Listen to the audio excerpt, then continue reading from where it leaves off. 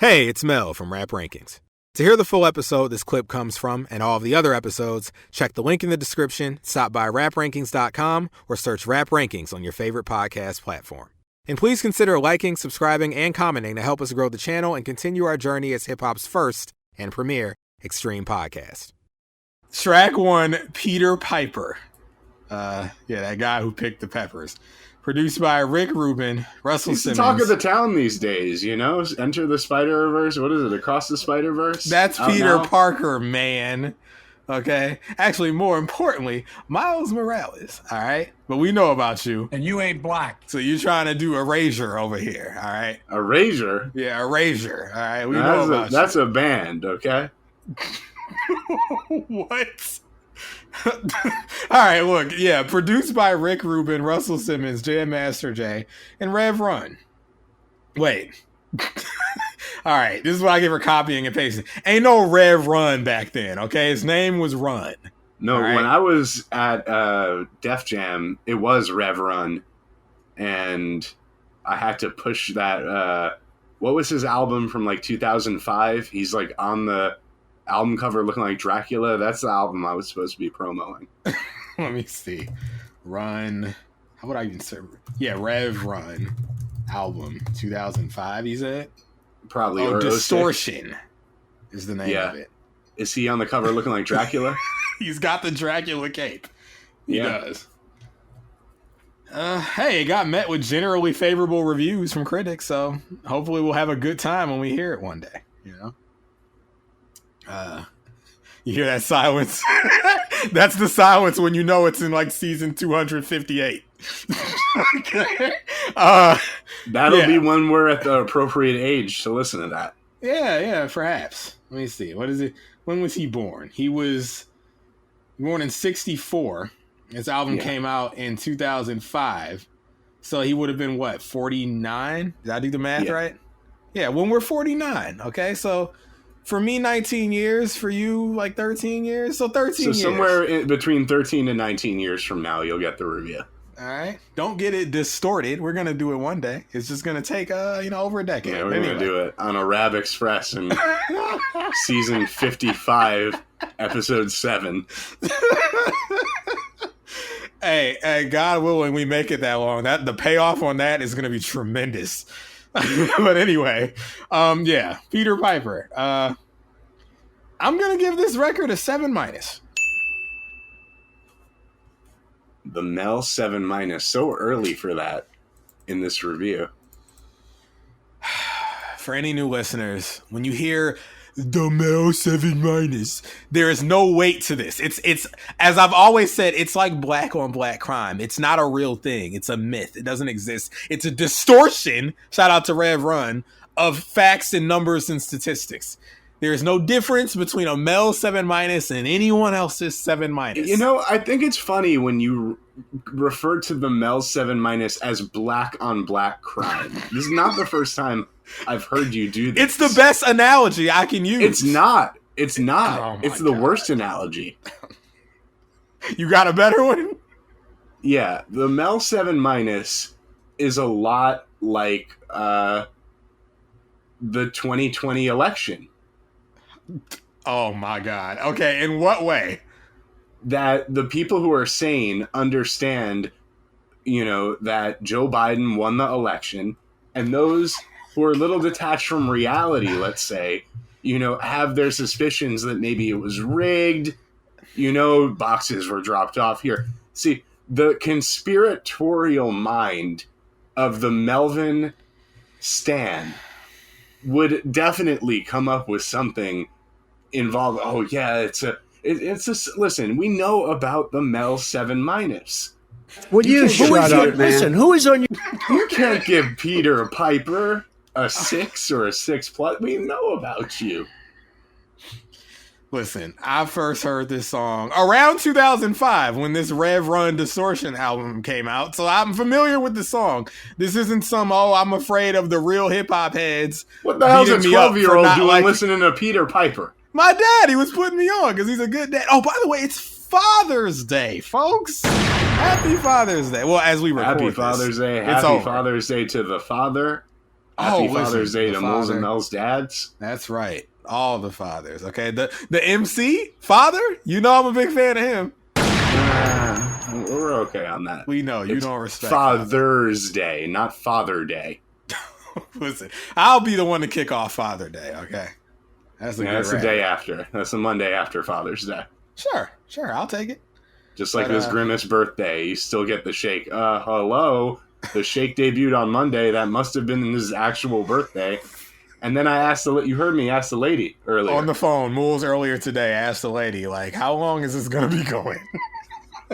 She said 2 weeks. Not a month, not celebrate Grimace's birthday all month or all week long.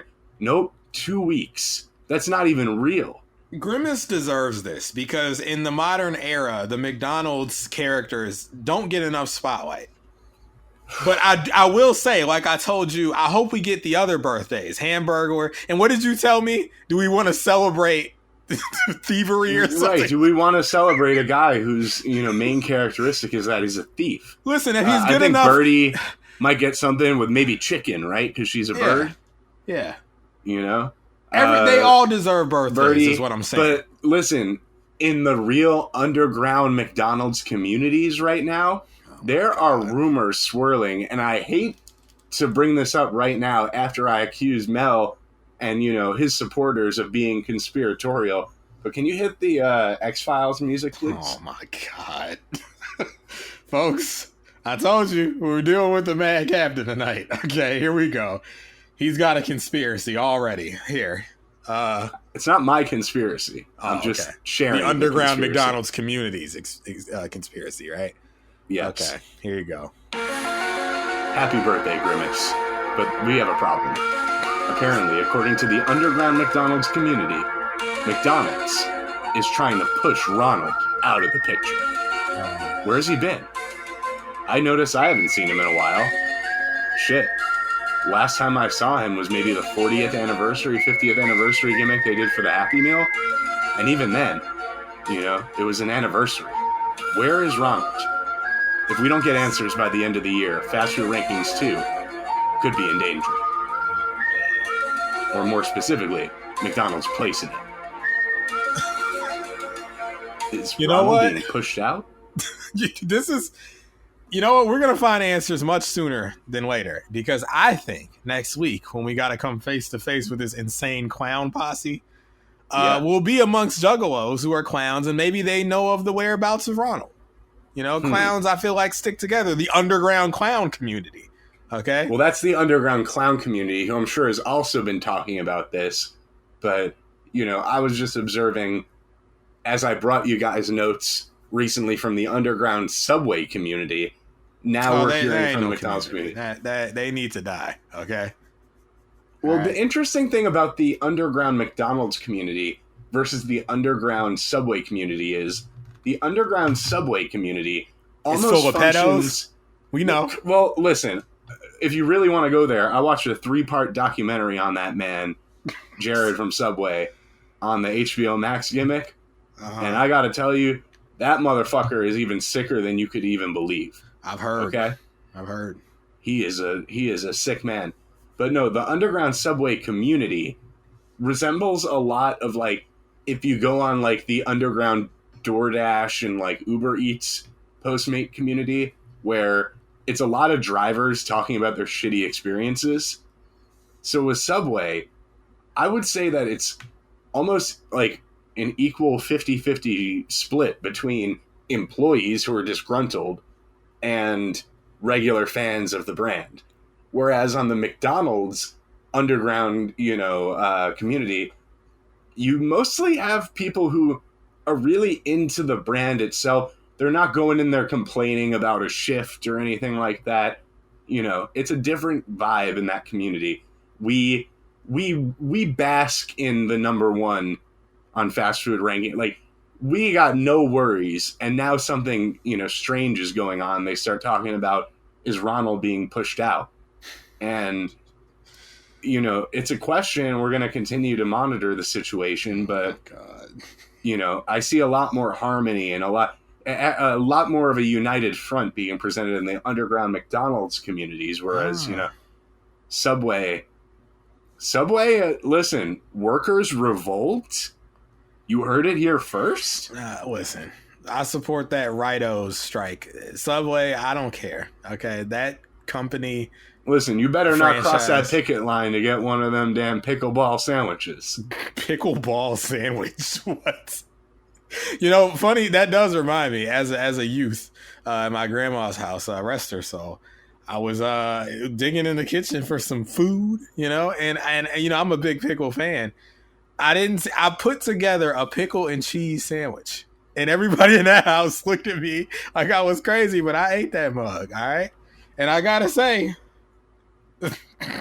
6+. Well, to be fair, they weren't looking at you because of the pickle and cheese sandwich, but rather the fact that, you know, you were covered in blood and in your underwear. No, I wasn't. Okay. I was of sound mind. This wasn't like some, you know, catatonic state where it's like, oh, Mel goes into a trance and like slaughters a cow for cheese and like, no, wait, cows make cheese. That's who makes the cheese, right? Well, cows make milk, which, you know, makes cheese. Okay. Yeah. You know what I'm saying? I'm right. Cows they don't like piss milk and shit cheese, you know? Okay. Well, yeah. Pickle How and about cheese Run-DMC? How about them? You know, well, they know how I feel. I gave it a 7-, which means I like it, and did I rate nothing more it? than that. Oh no, you did not. Damn. Yeah. All right. Well, maybe this will be a buttery 80s review. Who knows? 8-. Ding me, baby. Wow, look at you liking it a lot. Yeah, I like this one a lot. It's tied for favorite on the album with another song coming up. And I'll say it's not the only song on the album that does this. Is It Live and Proud to Be Black do it as well? Okay. But I feel like leading off not only the song, but the album itself with bars before you even hear the music, you know, being set up for it. In my opinion, it's a pretty perfect opener and like a song that to me, you know, Run-DMC are not the first act that come to mind when people think about like heavy lyricism, especially since like go back to season 1. We've already seen how Rakim was able to revolutionize MCing just a year later. But as far as MCing goes, this is their style. They're some of the most confident sounding, you know, MCs you're going to hear, especially in this time. And as far as their style goes, you know, it's tag team rapping, kind of akin to the Beastie Boys. And this is a good example of their style. I think the rhymes are fun. They're loose, kind of wacky. You know, they call upon like nursery rhymes and fairy tales and other well-known idioms. And it's all laid over one of the most classic breaks of all time. If you want to play that, Take Me to the Mardi Gras. Okay. Well, listen, I just said you gotta love those bells/bottles. I never have settled on what I want to call them. They're probably bells, not people clanging on bottles, but it sounds like it could be bottles or bells. Well, it's Bob James, and it's been used, God, hundreds and hundreds of times. Yes. In hip hop, but this, you know, if it's not the first, that's the thing with Run-DMC. If it's not the first, it's the first notable, like, you know, well-known example of some of these samples being used. Take Me to the Mardi Gras by Bob James. Let's hear Bob James. All right. All right. He's better than LeBron James. All right. Here you go.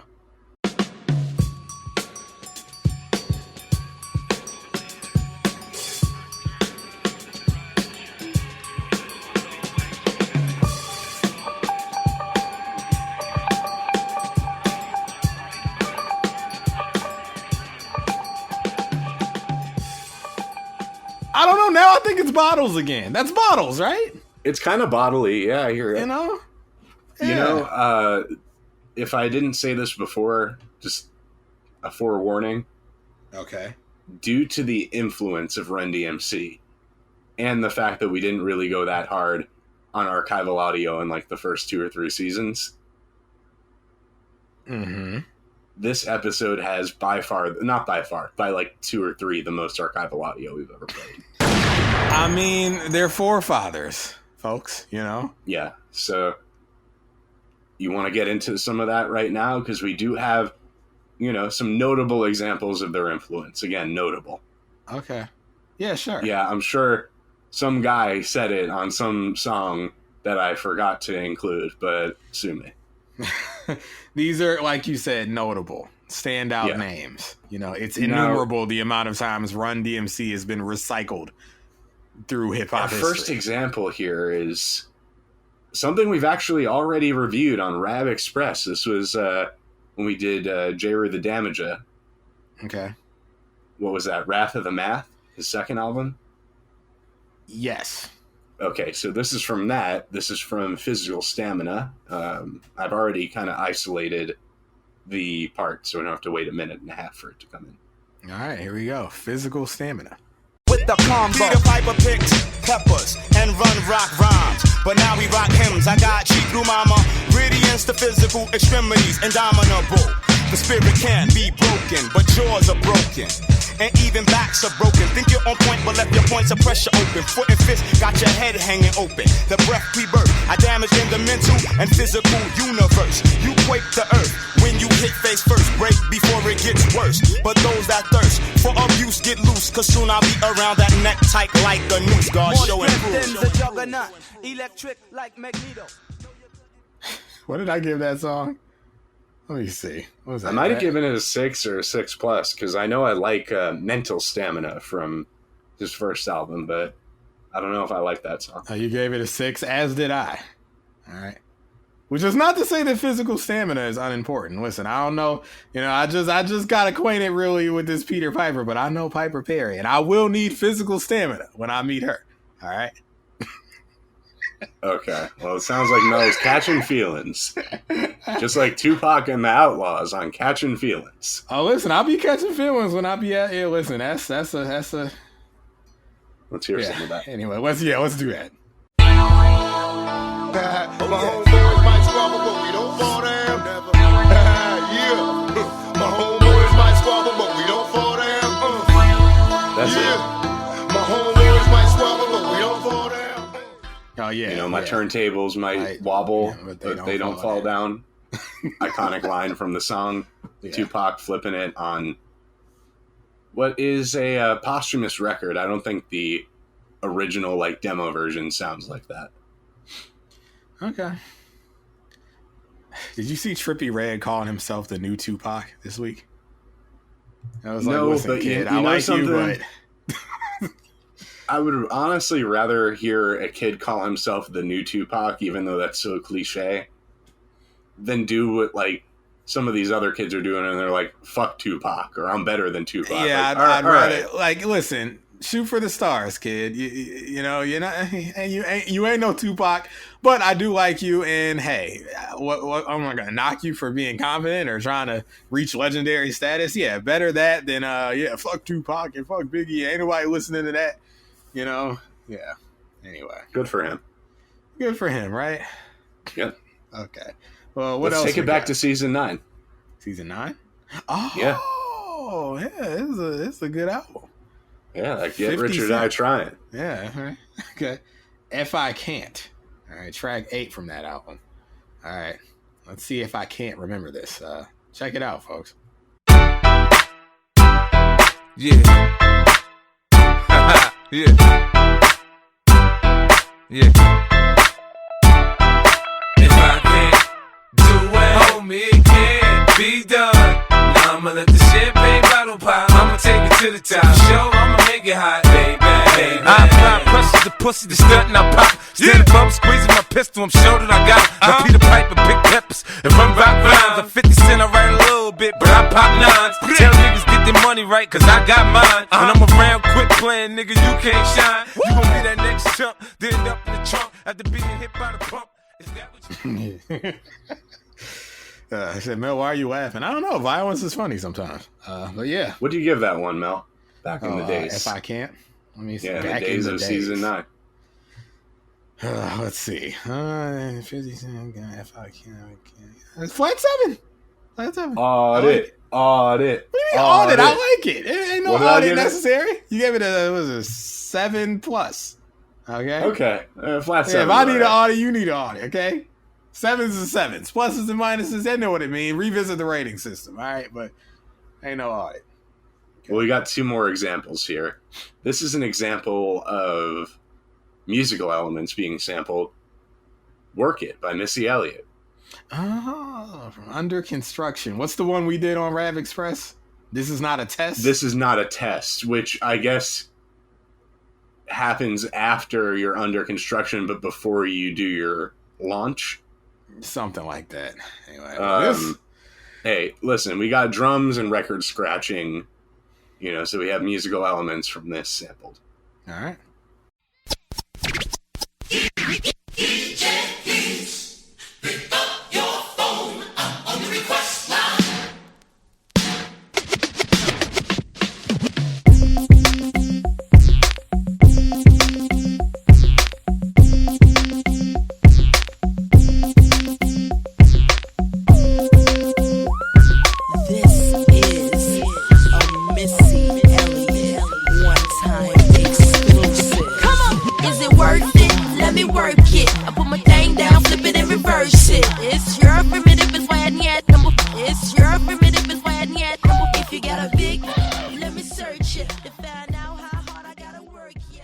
It's your primitive swaying yet.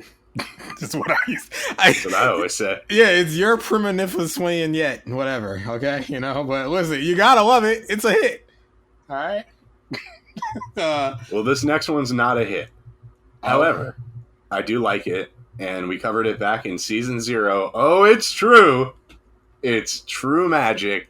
Mos Def, Perfect Timing. Oh, Mo's Def, right? Yes. So this is a song that's kind of built around verse 2 of Peter Piper. He was talking about perfect rhyming. When I'm rhyming, I'm a rhyming apparatus. Oh yeah, I got something about that line specifically, but here we go. Uno, dos, yeah. Uno, dos, tres, square, yeah. To the beat, Moto. To the beat. No, don't do that. Never want to hear the New Danger again. Jump the boogie to the rhythm on the beat in the street. To the rhythm on the dream in the street. To the rhythm on the dreams in the street. To the rhythm on the dreams in the street.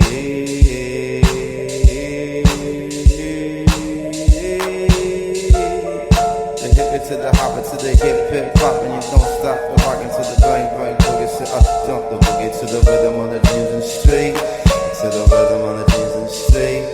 To the rhythm on the dreams in the street.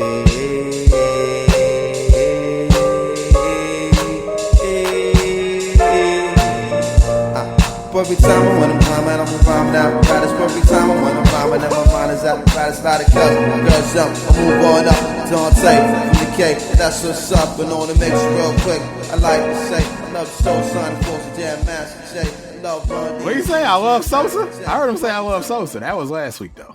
No, he loves Soul Sonic Force and Jam Master Jay. Not that I expect you to know who those people are. Hey, man, I obviously know Jam Master Joe, okay? I can't rap speak that because that turns into a whole other name. Yeah, Jam Master J. Now, what did you call it? The Stegosonic dinosaurs? Who? What? Would the you say Sonic Force. Soul, there you go, Soul Sonic. Wait, who's the Stetsasonic? What's that about? Stetsasonic is hip-hop's first band. Ah, here we go. Before the Roots. See, I know there's information in here, okay? I just haven't, cataloged it and sorted it. Do you know who was involved with him? In Stetsasonic Force? No, not Force. Ain't no Force, just Stetsasonic. Oh, Stets, let me see. Stets is one of the members. Sonic. Nick. Prince Paul. Prince Paul! I know him. Yeah. All right, well, listen. Shout out to, I don't remember that song, Perfect Timing, sounding that creepy. I've become so hip. Okay. All right. Well, hey, that's how I felt when... That's coming up later, okay? I told you, like, this archival, I might as well just brought the whole iTunes with me. The whole Apple Music, whatever you want to call it. Oh, brother. I did become so hip, that is hip hop, better known as hip hop, when my dad was first playing me this stuff in 2005. I think it's better known as hib. Yeah, hip. Okay, a fringe group of individuals decided to also call it hip hop. All right. Okay. Well, yeah. I would say I was a fan of hip hop already, obviously, before I ever heard this record. But this filled in the backstory hearing songs like this. That line, the rhyming apparatus. This week when I was listening, I couldn't put a finger on the song, but it's probably multiple songs. Mm-hmm. It was a very Lil Wayne cadence. Now, he could have been pulling from this, I don't know, but like the way Run said it in the song, I just like heard Wayne in my head say like, perfect timing when I'm climbing, I'm a rhyming apparatus. Like that, Carter 2 era of him. Anyway, yeah. These guys were some of the first guys, okay?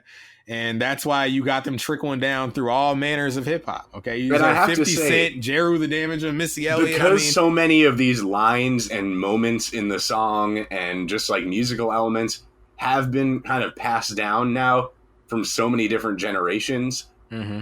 Hearing the most influential stuff on this album almost always gets over with me, except in one notable case, which we'll get to. Yeah. It's because I really feel like it's almost like that meme of Leonardo DiCaprio from the Quentin movie, where he's pointing at the screen, and you're noticing all these things that basically make up the fabric and the patchwork of your hip hop fandom and knowledge or whatever. Like, it becomes almost like you know all the lyrics, you just don't know what sequence they're coming in. Right. I felt that way during the Rakim review. Me too, big time. Yeah. You got it a lot in, Rakim, Big Daddy Kane, and really all the 80s, Right. The thing is about this record that I would say early, and will continue to prove my point throughout the album. In the 80s, okay, so far, based on the albums I've heard on this show and off this show, a lot of the content is based around being a good MC and proving your superiority over sucker MCs. In funny situations. But that's my point. So, as you said up top in this review, Run-DMC is never really regarded as like lyricists, No, but they're regarded as hip hop titans. Like, not the god MC like we look at Rakim, but these guys are Hall of Famers for sure. For sure. But it's like in this instance, we're at a point in time. I'm not going to blame this on Run-DMC solely. We're at a point in time where, everybody's rapping about, being a dope MC, but you could argue that like MCing had not really developed enough for anybody to really make that claim, because you're all technically sounding mostly the same. It's once you get a guy like a Rakim who's setting himself apart like so far ahead and sounds so revolutionary that it's like, oh God, okay, look, at least like 9 out of the 12 tracks on here are pretty much about the same thing. Yeah, and this is my point. The best songs on here for me are the songs that are about something, that are anchored to a theme other than just rapping about being a dope MC. Because the way I see it, MCing as an art form hasn't gotten to a point where you can really clash with another guy. Like, if you ask me, y'all all rocking the party the same way, because that's the blueprint. Like, it hasn't developed enough for there to be another blueprint. So it's like, you're going to talk tough, but it's like, y'all really, all doing the same things. It's not until a few years where like, it's like, oh God, this is getting technical. Like, all right, you hear that syllable? It's like, so the songs on here that really work for me are the ones that are tied to a subject other than, MC, as we'll get to throughout the course of the album.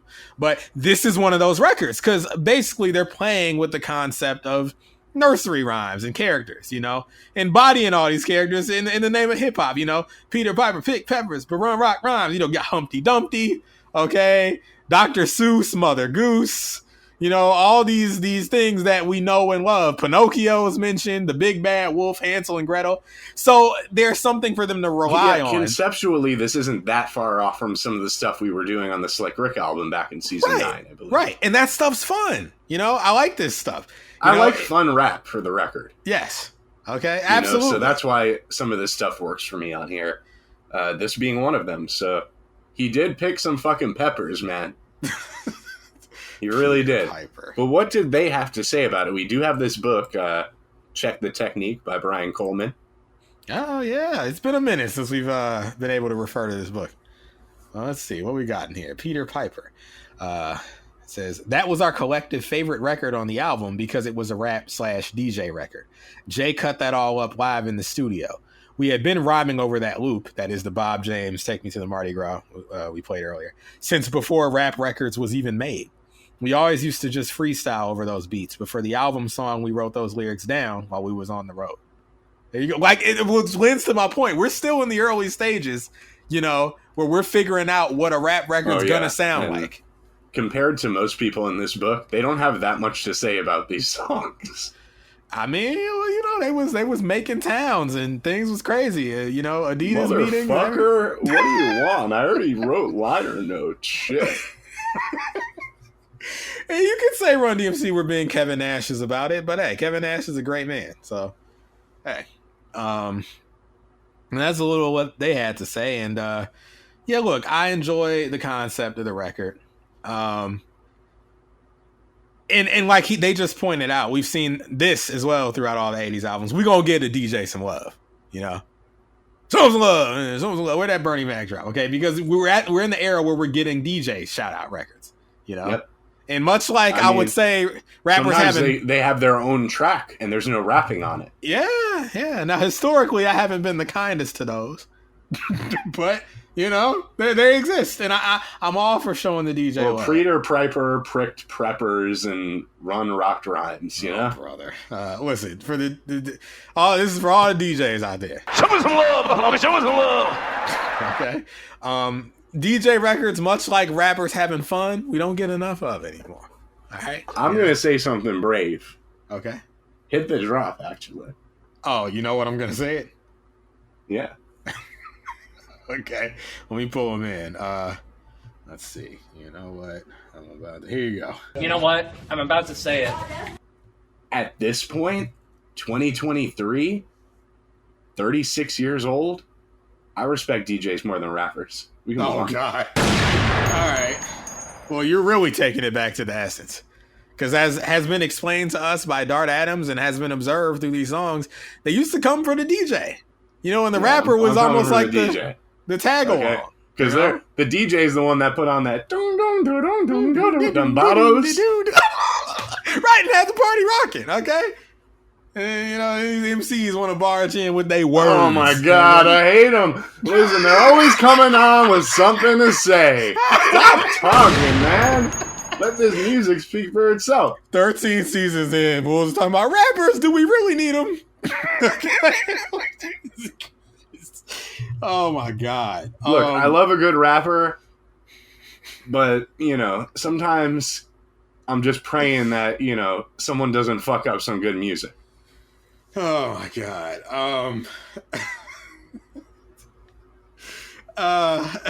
What was I gonna? Oh right, yeah. Let me just say something because I'm being goofy right now. But obviously, rap is not devoid of fun right now. Let me not misrepresent modern rap. There's tons of rappers having fun still. Yeah, you know. Now the disconnect might be the things that I find fun in rap. It seems like a lot of people don't. You know, the stuff that they say is fun. I'm like, Larry David, you know, but there's plenty of fun to be found in rap, you know. Yeah, I you know, you might be tempted to hit him with like that 21 say like rappers don't want to have fun no more. I have a bunch of fun on these records. No, you Mel know, wants to have fun, but his idea of fun is no matter what you say or what you do. Okay, come on. We just ain't having the same kinds of fun, you know. But he's having fun. He sent me a screen cap the other day. He was watching like a 4-hour Jack Harlow interview or something. You know what? No, I don't even think a 4-hour Jack Harlow interview exists. But he did sit down with them rap rankings guys. Wait, who? Wait, no, that's us. I can only hope one day, but no. Sorry, Rap Radar. The door is open, even after Moulz has buried this guy a dozen and a half times. You know? I accidentally spoke on us with such contempt. No. Those Rap Rankings guys is how I would say it, but no, those Rap Radar guys. Okay. Okay. Yellow nigga laughing all through the interview. It was a good interview, though. It was a good interview. Listen, I obviously make fun of this guy for still trying to be the old man in the club, but obviously he's tenured, he's established, he's an OG. Elliot Wilson deserves his respect. Okay. But I do think Mr. Wilson, you gotta get out the club, brother. Okay?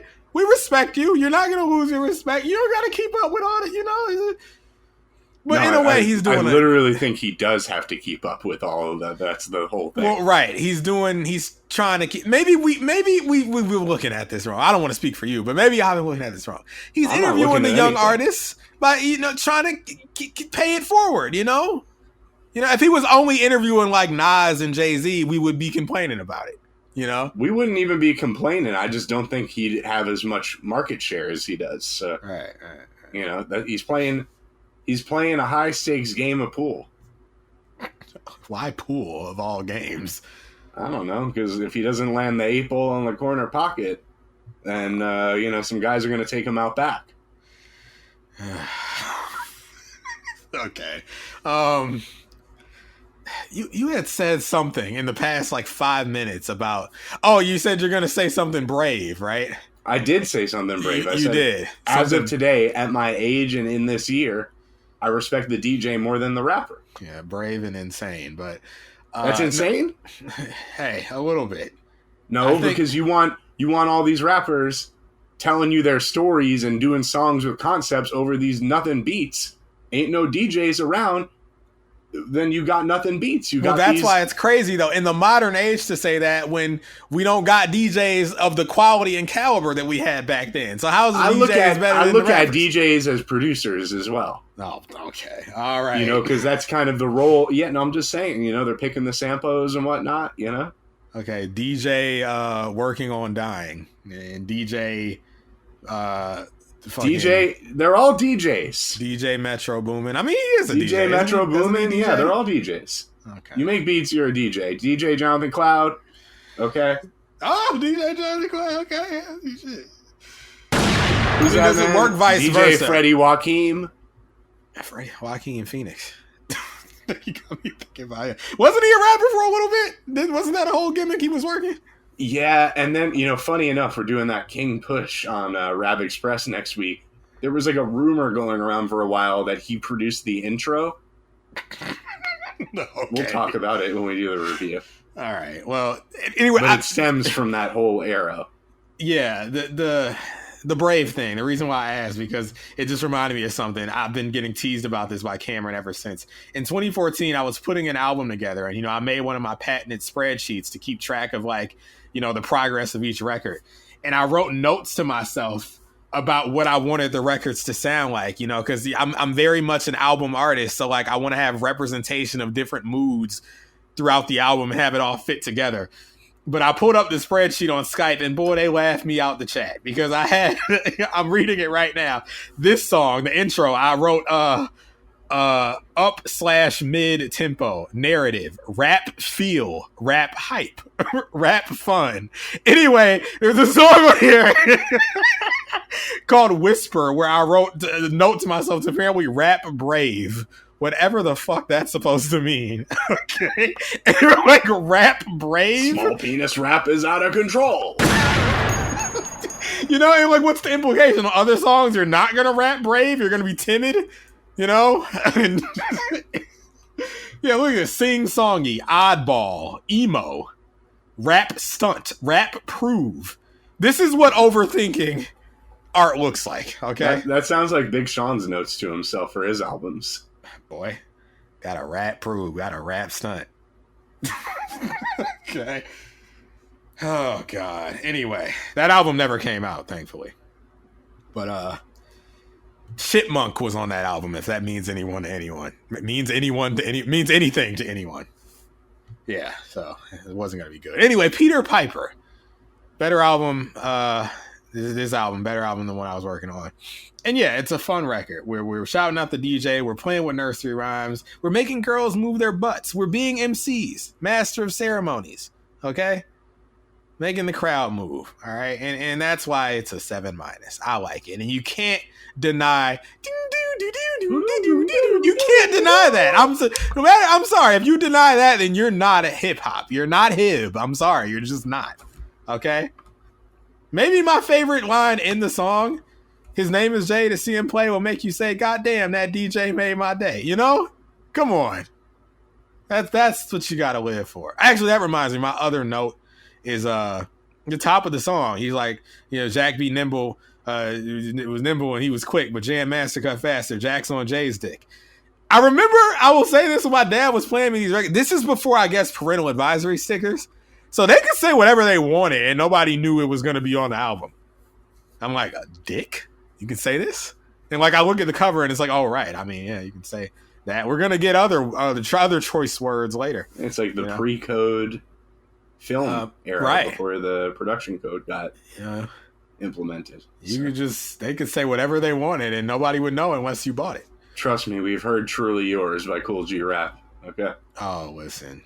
We know about him. All right. Anyway, yeah, I mean that's pretty much all I got. Fun record. All right. Yeah, I agree. I'm not getting paid for this, but The Lies of P coming soon to gaming consoles near you. Dude, I'm hearing great things. Look, games is bad. We know they ruined the games industry. It's all going downhill. Doomer Mel. But often we were riffing on this Lies of P thing recently. Yeah. And now I'm like hearing from people like it's really good. I mean, to be fair, it looks interesting. Folks, if you're unfamiliar, The Lies of P is a game based on the Pinocchio. Is it an IP? Is that public domain? Nobody owns Pinocchio, right? Listen, nobody owns Pinocchio, and we could make Rabokio right now. Yeah, sure we could. We shouldn't, but yeah, Lies of P is apparently a Pinocchio-based rapper game. Whose nose grows longer every time he tells a lie. Oh God! I mean, that thing's gonna stretch across the Atlantic all the way and back around. Okay, all the cap in raps these days. Yeah. We'll see. Maybe that sounds like a rap TV show. A film isn't enough time. It's got to be episodic. Okay, rap TV. I don't think that's a TV. I think it's a body horror. In a way, yeah, for sure. I wouldn't want my nose growing that hard. And it's live action. Disney's not going to do live action Pinocchio. Yeah. Hey, don't put it past them. All right. Don't give them any ideas. Oh man! Imagine like the far right protesters because they've got like a phallic nose thing on their face, and it's like God. Disney's got penises on people's noses. Oh, brother! All right, that's why Rabokio is what's got to come out. I'm not green lighting this until I see like what is it? Proof of concept. Rick Ross. Oh, yeah. Right, because he's the kayfabe king. Right. Okay, sure. Imagine like his nose, like it's gonna be, the way he yelps and screams and makes noises on songs. This is gonna be the performance of a lifetime from him. Oh, brother. Okay. The nose breaks through walls, windows. You know what? Rick Ross, hit us up. All right, we need help. All right. We need to pay. If you're willing to appear on AEW Dynamite, you can be in a movie where your nose grows. Or a TV show. All right. Ain't no show, okay? I think it's be a show. Get this out of your head. It gotta be a show. Because, I mean, think of all the lies. You want to give time to each lie. We don't have the budget for this. His nose is going to get so big. We have to make it a movie because we're not going to be able to afford, and he's not going to be able to go anywhere. He's weighted down to the wherever he is. Okay. How do you go when your nose is like hundreds of feet long? How do you leave the house? Ain't no show. Eventually, Eventually, the nose stretches across some highway, gets hit by a car, rips the rest of the thing off his face, and the movie ends while his face is off. Is this you said body horror? Okay, it's a body horror. This is not a comedy or like a. No, it's not. Who said it was a comedy? It's Pinocchio, dude. I mean, that was a heartwarming tale, right? No, it wasn't. It's a puppet man with a nose. And he becomes a real boy. Right? I've never actually seen the Pinocchio movie. So I don't know what happens to him. Does he stay a puppet? I think he has to go back to being a puppet, right? Oh, that's some bullshit. See? Pull it up. Pull up that synopsis. Pinocchio. I haven't seen it in years. I'm going to go 30 years at least. I haven't seen this shit. 1940. Is this the one? That's the one. That's the big one. All right, I'm trying to mourn the loss of Pinocchio. Oh, he died? Sounds like my version's faithful to the original. Pinocchio selflessly pulls Geppetto to safety in a cove just as Monstro crashes into it and Pinocchio is seemingly killed. He got put in a pack by a man named, or a beast, Monstro, put him in a pack, but he got revived and turned into a real human boy by the Blue Fairy. This movie sounds like a 6, okay? Get out of here with this. Ain't no Pinocchio, all right? That's why we got to remake it with Rick Ross, okay? But anyway, we will workshop that further off air, okay? We got to Run-DMC, right? Hip Hop Legends. What's going on here? All right, I don't know. We picked peppers. You want to move on? You got anything else? No, I don't have anything else. We picked all the peppers we can from this one. Okay, well, let's move on. Hey, it's Mel from Rap Rankings. To hear the full episode this clip comes from and all of the other episodes, check the link in the description, stop by raprankings.com, or search Rap Rankings on your favorite podcast platform. And please consider liking, subscribing, and commenting to help us grow the channel and continue our journey as hip-hop's first and premier extreme podcast.